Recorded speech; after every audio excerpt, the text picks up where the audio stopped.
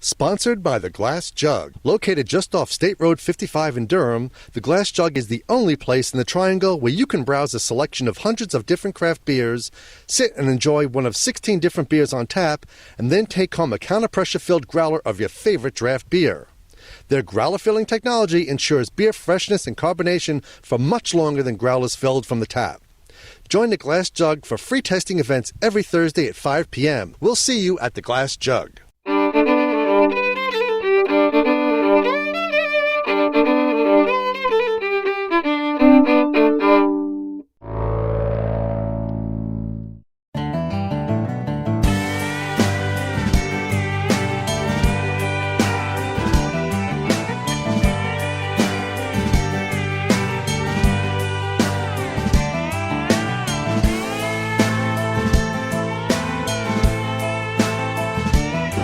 Hi, I'm Glenn, Dave behind the camera with the NC Beer Guys, and welcome to another episode of the NC Beer Buzz, a very special episode of the NC Beer Buzz.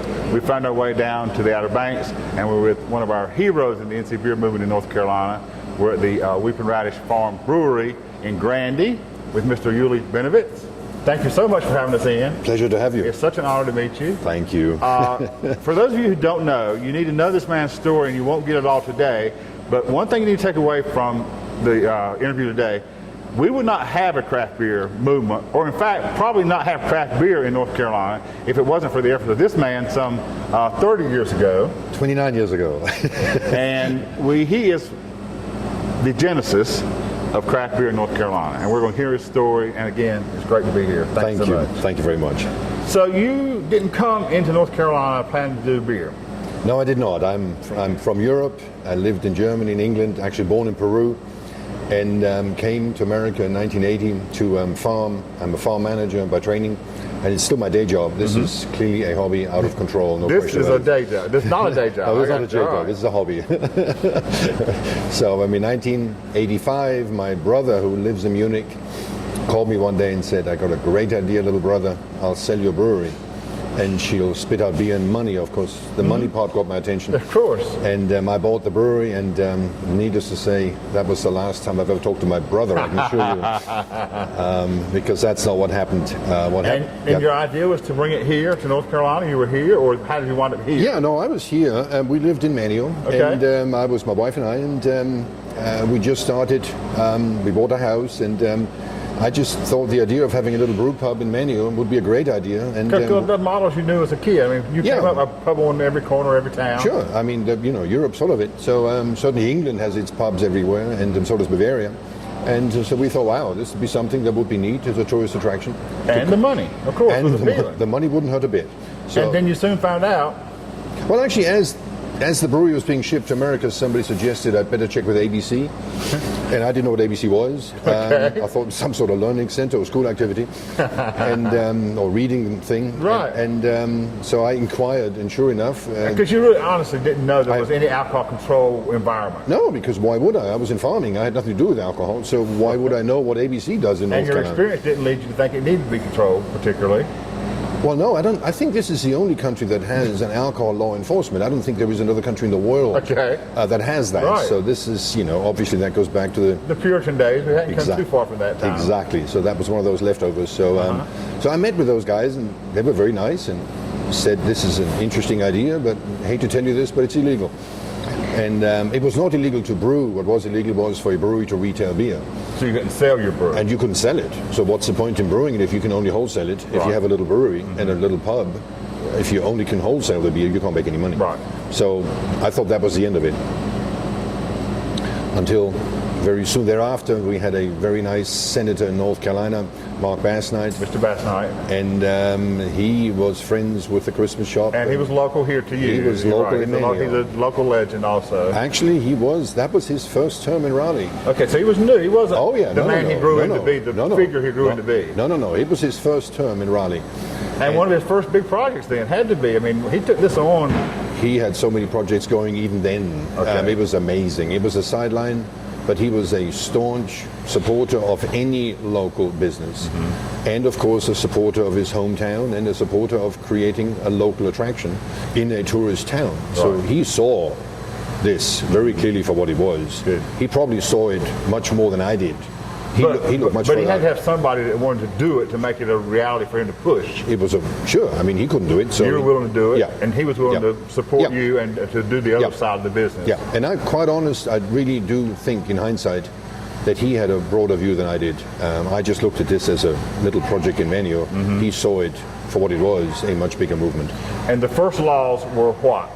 The first law allowed a brew pub to sell up to 62,000 gallons a year of beer on premise. On premise. That was the first law that was passed. Okay. And the way that was done was that I met the wholesalers, and I didn't even know what a lobbyist was either at that time. So I met with those guys. Oh, you had a learning curve, I had didn't a you? real learning curve, and they started to negotiate, and I wasn't quite sure what I was negotiating about because I just wanted to do a little brew pub. And so when they asked me how much beer we intended to brew, of course they again had a broader picture than I did. And they were looking at this as a protection for their industry. So I didn't know. So I called Germany, where the brewery came from, and I said, well, how much does this thing make? What's it going to put out? Yeah, and they said maximum 10,000 gallons of beer a year. That's what this little brewery was going to make. All right. Well, I didn't fall off an apple tree, so I turned around and I said, okay, we want to brew 100,000 gallons of beer a year because they obviously wanted to negotiate. So we negotiated and ended up with this number, 62,000 gallons, which of course was fine with me because it was 6 times as much as we can brew anyway. Right, right. And they could report back to their breweries that they were very successful in their lobbying effort because they cut us in down. half, roughly, from what they wanted. What they So started. that's what you call win-win, and that was my first experience with lobbying. That's how the system works. And what we know today is a 3-tier system. Yeah. Didn't exist then. Oh yes, that's what it was all about. But how is it different then from now? Well, I mean, this, of course, it has evolved. Now the 3-tier system is under siege. A lot of breweries want to do self-distribution. The 3-tier system, the way and I'm not an American scholar by any means, but it was there to protect the distributor from a quasi-monopoly. You got to remember when we opened our brewery in Manio, there were less than 100 breweries in the entire United States. And you were, of course, the first one in North Carolina. And we were the first, well, Miller was here already, but we were the first craft brewery in North Carolina. And of course, that 3-tier system functioned as a way to protect the distributors from a quasi-monopoly, meaning basically 3 brewers controlling 95% of the market, just like auto dealerships. It was the same concept. And justifiably, I figured that out much later, they are obviously worried because, this 3-tier system protects them in a very comfortable living because it basically gives them a monopoly in the marketplace. Right. Which has very little to do with free markets, but that's a different point. But that's what their problem is. They want to protect a state-guaranteed monopoly. And of course, all these small breweries are trying to figure out ways around it And do their own thing. Right. So that's where it's all about. So we could talk generally beer all day, but we want to talk about Weeping Radish. So you got some law change that allowed you to do something to start with. Yeah. You started back on the island, I think. We started with a Bavarian theme concept. And according to the National Restaurant Association, we are the oldest restaurant brewery in the United States. At that time, all they had in California was basically brew pubs. And so we had a whole restaurant with a theme, Bavarian theme, and oompa and sauerkraut and beer and everything else. So, right.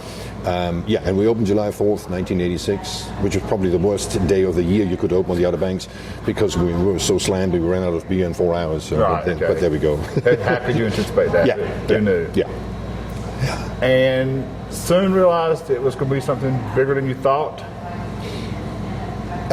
Well, it was a fight initially, obviously, and it was a struggle because, we made many mistakes in the process. Probably the worst mistake we made was my typical German arrogance to just say, well, our beer is better than anybody else's, so we only serve our own beer. Okay, no guest taps originally. Guest taps at that time, there weren't any guests. All there was at that time was Bud Miller and Coors. Right. And we didn't do the big 3, and that was probably our biggest mistake. And people didn't know craft beer. No, they didn't. So they didn't come in wanting a Weeping Radish product. No, they didn't. People, we had, in those days, we did 3 tours a day. And we had at least 40 or 50 people per tour because people had never seen a brew pub before. And nowadays you do a brewery tour, but everybody's been to a brewery, it's a big deal. Right. But in those days, we literally had to limit it. Sometimes we did 4 a day because there was just so many people. So you were as much an attraction as you were a beer seller. Yeah, we were. It was an attraction, it was obvious.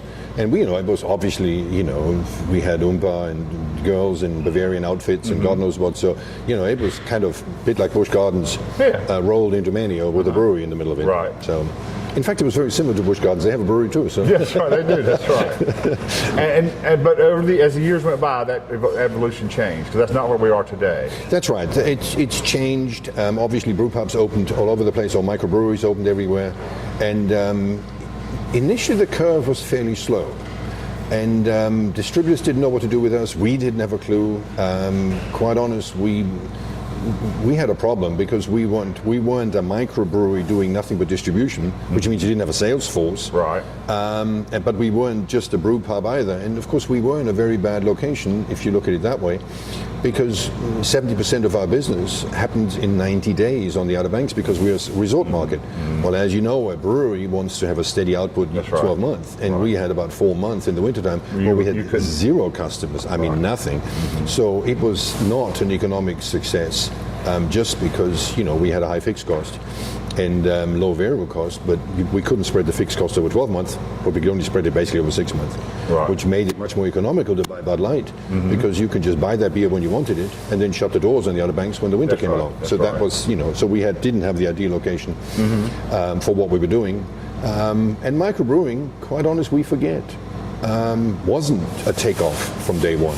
That's right, and there were some lean years. There were some very lean years. There were some up and downs, but in the mid-90s, for instance, it was way down again. Yes, it was way down again. It all went in phases. And quite honest, all this time, what sustained me was my farming business. That's what I did for a living. And, we played in the brewery in the summertime, but it was an income producer, that's for sure. And when did we come out here to this location? Well, in 2000,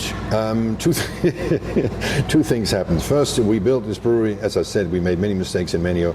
One is we built it on wooden floors, on wooden pilings, which wasn't very clever because a brewery is, as you know, nothing but moisture and humidity. Right, over time, right. And in 2000, we heard a big crack one day and the brewery fell through the floor. And that was the end of the Manteo brewery. The other thing that happened in 2000 is I looked at this beer and said, why is beer that is produced fresh, on-site, unfiltered, right there, so much better than stuff that you ship all over the country in a bottle or in a can? And the answer is food chain. Basically, beer is no different to food. Local is better. Well, and natural is better, obviously, and fresh is better. So what happened, of course, we have this food chain in America that everything is made in factories because it's the most efficient way of doing it. And then you distribute it all over the country. So that was the definition of efficiency. The problem is, if you do that with perishables, you end up with a very efficient distribution system. But the problem is you end up with the most polluted food chain, which we have now, than we ever had in our histories, because you can't do it without preservatives or chemicals or pasteurization or radiation or something. Or you'll have no quality product in the end if you don't do all these things in the Exactly. So, that's the big thing. How do you define efficiency? And there is no doubt that Budweiser is the most efficient producer of beer in the world. Give them that. I mean, no doubt about it. I mean, if you define efficiency, how cheap it is to make a can of beer, there is no question that they do it. But when it comes to quality, that's when we realized that food is no different to beer. And that's when we decided we're going to move to Currituck, build us a farm, create our own vegetables, our own meat, our own butcher shop, our own brewery, and cut the food chain from 2,000 miles down to 200 miles and kick all the chemicals and preservatives out of the food. And of course, we never had the beer in the first place. So we brought basically food concept in line with the microbrewing concept or with the local brew pub concept. That's really what we try to do up here. We started in 2000. It took us over 7 years to even build this place. Okay. And in 2007 we started, and again, 2007 in Currituck was no different than 1986 in Manio. People looked at us like we're from the moon. Nobody ever heard of local food before. Right. And making beer. And making beer at the same time. And a butchery nobody ever heard of, making local sausages. So the whole thing was just as alien as it was before. Right. So we went through this whole thing twice. And of course, ironically, now, the local food movement and the local microbrew movement, suddenly they merge, and everybody realizes. And you're way in vogue now. Suddenly we are in vogue, which is a position I've never been before. So, but that's really in a nutshell the history of how this came together. It was, again, way too early. And a bit of advice, you never want to be the first one. You always want somebody else to fight it.